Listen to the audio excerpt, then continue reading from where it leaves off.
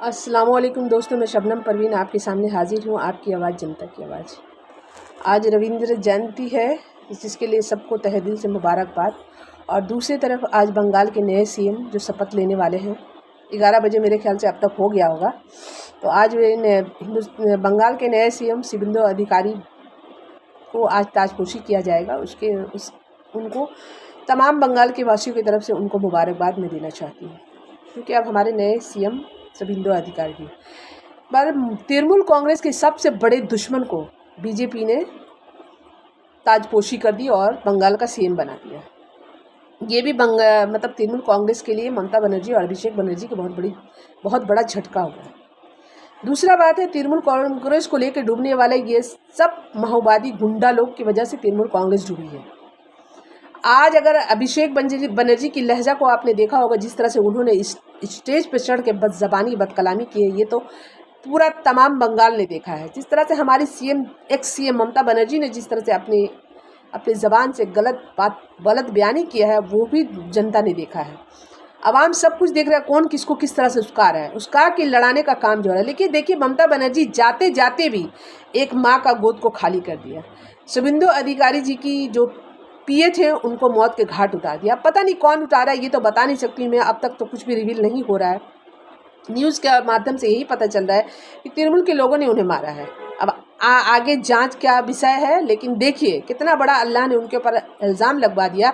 वो कुर्सी छोड़ते छोड़ते भी एक इतना बड़ा हादसा हो गया, एक माँ का गोदी खाली हो गया। आर्जिकल केस, रेखा पात्रो, संदेश खाली और कालियागंज, ये सब की 3 औरतों का जो बद्दुआ था, ये बद्दुआ तृणमूल कांग्रेस को लगा। और जिस तरह से हमारी एक्स मुख्यमंत्री ने इन तीनों औरतों को ज़मीन का धूल चटा दिया था और इनको कोई इंसाफ नहीं दिलाया, और वो उसके साथ खड़ी हुई जो ये गलत काम किया था।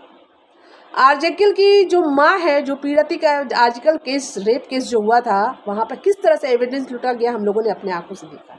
वो माँ किस तरह से दर दर भड़क रही थी, वो भी हम लोगों ने देखा। वो जब इलेक्शन में खड़ी हुई तो उसको भी किस तरह से तृणमूल के लोगों ने बेइज्जत किया, वो भी हम लोगों ने देखा।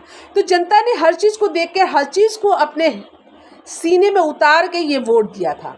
अब 10 तरह की बातें हो रही कि इलेक्शन कमिश्नर ने जिताया, ईवीएम ने जिताया, फलाना किया, ये सब गलत बात है। मैं इस सब पर विश्वास नहीं करती हूँ, मैं बस जनता की बातों पर विश्वास करती हूँ।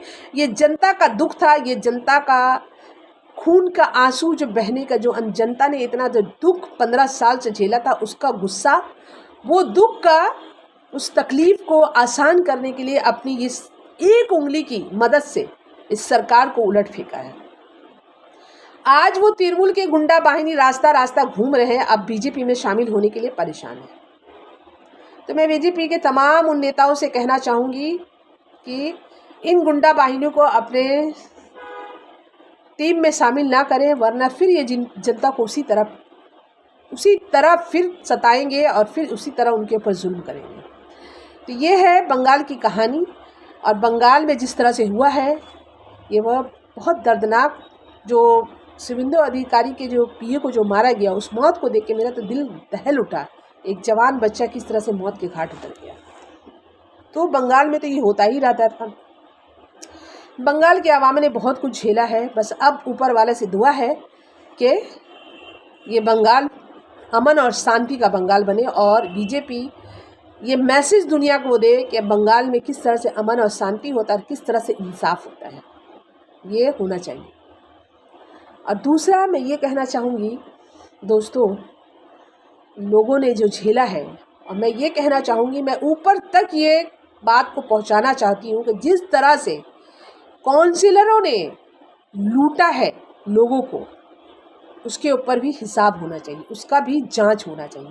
हर एक काउंसिलर के घर में सीबीआई और ईडी का रेड होना चाहिए, क्योंकि उन लोगों ने करोड़ों अरबों का दौलत बना के बैठ गया भाई दोस्तों, कि जब एक बिल्डिंग जब बन रहा है तो प्रमोटर को इतना परेशान किया जाता है कि प्रमोटर जो है मरने के बाद नहाने का जगह तक 100 स्क्वायर फीट नहीं छोड़ता, उसको भी बेच देता है, क्योंकि उसको काउंसिलर को हिस्सा देना है, उसको क्लब को हिस्सा देना है, उसको और भी जो गुंडा चिल्ला चपाटी उनको हिस्सा देना। वो हिस्सा देते देते थक जाता था बेचारा। इस वजह से बोला कि मुसलमान तुम लोग अब आके रास्ता में मुर्दा को नहलाओ, कब्रिस्तान में पहुंचाओ, या तो हॉस्पिटल से लाओ सीधा कब्रिस्तान लेके जाओ वहीं नहलाओ, अब घर के आदमी लोग जाओ वहाँ देखने को। मतलब मरने के बाद तुरंत उसको कब्रिस्तान पहुंचा दिया जाता था और दोबारा वो घर वापस नहीं आता था। ये भी मैं तो कहूँगी ये भी हम लोगों के लिए बदकिस्मती थी कि ऐसे लोगों के पल्ले में हम थे। दोस्तों मैं अपनी बातों को ख़त्म करती हूँ। आने वाले वीडियो में दूसरा वीडियो बहुत अच्छे से बनाऊँगी और आप लोग के सामने पेश करूँगी। अल्लाह हाफ़िज़।